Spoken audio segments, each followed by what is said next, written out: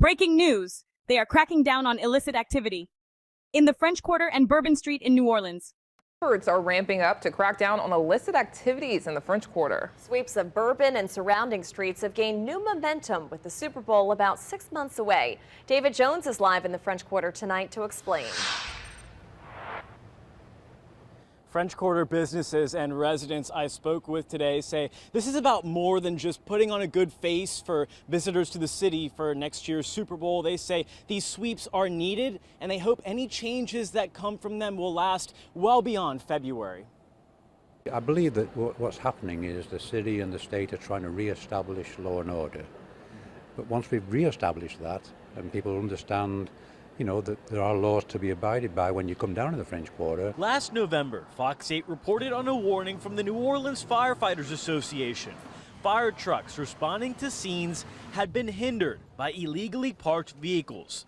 Parking in front of hydrants or too close to corners is just one of the issues being tackled. Right now, because of many years of come down the French Quarter and do what you want, it's now really hard to enforce that. French Quarter resident and co-founder of the French Quarter Task Force, Bob Sims, says issues with illegal vending, parking, shot girls, young children on Bourbon late at night drumming have all contributed to a perception of the French Quarter as a place where anything goes. Parking in the traffic lanes on Bourbon, on Canal Street, violating the no performers on Bourbon Street after 8 o'clock. Illegal vending things without permits, that type of thing. It's not necessarily about primarily removal.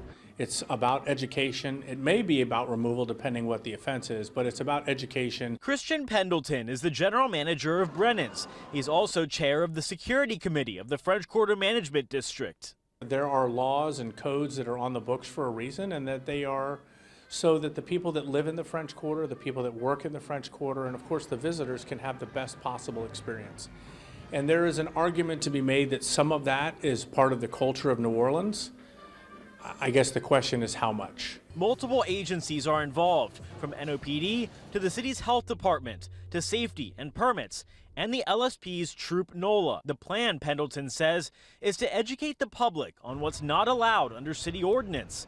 It's sad when you have locals say we'd love to come back, but we don't want to come down into the French Quarter. We feel some kind of way about it, and especially when those ways are preventable. And that is a common statement. That's not uncommon anymore. You hear that more and more and more, where before people would come to the great restaurants in the Quarter for any reason and no reason. I mean, we need to get the city looking better for the Super Bowl, but not just for the Super Bowl, for years to come.